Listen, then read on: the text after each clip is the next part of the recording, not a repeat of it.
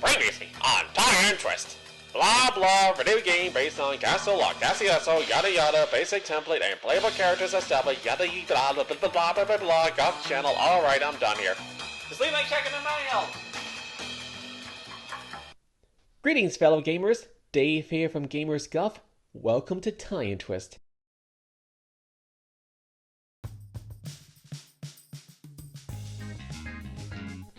This is part 3 of my pitch for a video game version of Castle of Cagliostro. Previous segments you can check out through the links in the description. For part 3, we need to figure out how the plot to this movie can fit into this video game mold. Oh, and to those who haven't seen Castle of Cagliostro yet, consider this your official spoiler warning. Now, you'd think this would be easy, right? To bring the plot of a movie into the plot of a video game tie-in. Just copy and paste the whole script, right? Sounds pretty easy, right? It doesn't take a lot of hoopla to do so, right? Right, wrong! What worked for a feature-length script doesn't necessarily work for a highly creative, detailed, immersive video game experience where players thrive on challenges as well as getting as much fun out of the experience as possible. These tie-in games resort to either stretching out, adjusting, or completely minimizing the plot in order to focus more on opportunities for challenges and fun for the player. For example, when Sam Raimi's Spider-Man 2 came out in 2004, its tie-in game replaced the Spider-Man No More plotline with a side plot involving the Black Cat, just so they could ensure you're always playing as the web slinger.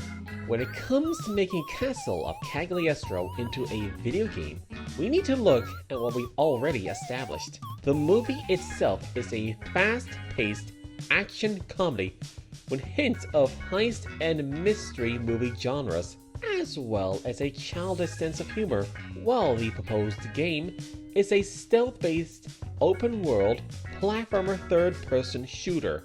So, it makes sense to adjust the plot so that there's more opportunities for more stealth, fighting, puzzle solving, platforming, and heist-based missions in order to maximize the opportunities that come from this experience. I also want to create as many opportunities for the player to take in the sights of Cagliostro itself, especially with the beautifully recreated Ghibli art style. Once again, spoilers to anyone who hasn't seen the film yet. So, with that said, here are my proposed story beat adjustments. We begin with the arrival, where the main trio enter Cagliostro. They then park at the old castle ruins where they encounter Clarice, being mugged by the Count's goons, which leads to the tutorial level where the player learns how to play as the three characters, while also trying to rescue the princess from the goons. This is followed by a brief recreation of the iconic car chase scene. Afterwards, we get a flashback cutscene, in a similar vein to the animated cutscenes from Sly Cooper, when Lupin narrates about who he is, his career as the infamous thief, introducing Jigen and Geomon, then exposits about how he discovered the counterfeiting operation that has been occurring in Cagliostro, and his intentions to take it over, while hinting at noble intentions of saving the princess, while keeping it vague as to why. Like I said before, once the endgame goal is established, the heist is broken down into key phases, with missions to complete in each of them before moving on to the next. They will be parallel to the plot of the movie, but with more detailed missions contributing to each key phase of the initial plan. So this plot beat I'm calling Phase 1, the homework. The missions for this one focus on gathering information to be found about the nation of Cagliostro, studying key patterns, weaknesses, and relevant history. This is partially inspired by Sly Cooper, who would normally start with missions such as reconnaissance photos and bugging communication networks to get intel about the area and its security. For this game, it's accomplished through setting up patrol areas, safe houses, taking pictures, meeting with locals, setting up bugs, cameras, finding resources in order to build gadgets, stealing maps, books, and keys. This phase is also an opportunity to learn more about the wedding planned by the Count, as well as why he believes marrying Princess Clarice will help to unlock the secret treasure of Cagliostro, as well as how these two wedding rings play into all this. Like with ancient hieroglyphics. So, can you read it? Light will rejoin shadow and live again, signed Goto. And a date in Roman numerals. I think the wedding's a big mistake. The Count has a bad reputation as a womanizer. So do I. Matter of fact, what time you get off work, sweetheart? This part of the game is more focused on stealth, platforming, and puzzle solving, with a little action in between. But tension will soon start to build as this beat ends with the gang's encounter with the ninjas, which can double as the boss battle. Now we move on to Phase 2, Friends in Low Places. This is where we get a mix of action and stealth-oriented missions. We would also have both Inspector Zenigata and Fujiko entering the scene, serving as foes and or allies, a similar situation with Inspector Carmelita Fox. These missions involve distractions for guards, sniper support for Lupin, sabotaging security in the castle, sneaking into secure areas, setting up bombs and getaways, and exploiting gaps in security. The majority of these missions will also take place in the castle itself, where security will be extremely tight, so sneaking and fighting are both strong possibilities. This is where I would work in Lupin breaking into the castle as a platforming segment through the castle rooftops, leading to his encounter with Zenigata in the dungeon as a stealth mission where they gather evidence on the Count's economic corruption while evading capture, and lastly, the botched rescue attempt is applied mainly as a plane flying segment, resulting in a dogfight boss battle.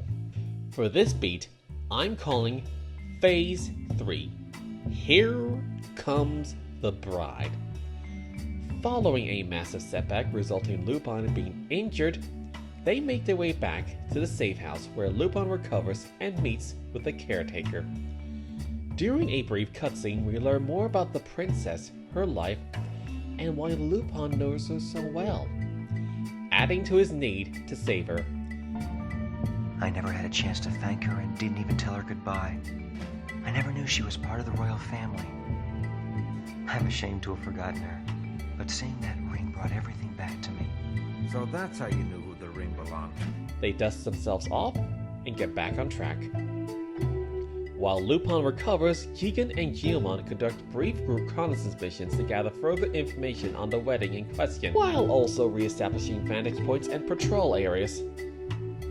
Missions afterwards are stealth-based, as they sneak past the traffic as well as security, infiltrate the event with Lupin disguised as the priest, enter the castle through pre-established exploitations in security holes, help Fujiko infiltrate the news crew, bringing in the dummy Lupin bombs stuffed with fireworks without being spotted, which, would have been a pretty funny mission to have in the game, escorting Fujiko to a phone line to inform Zenigata of the plan, and setting up speakers around the wedding church.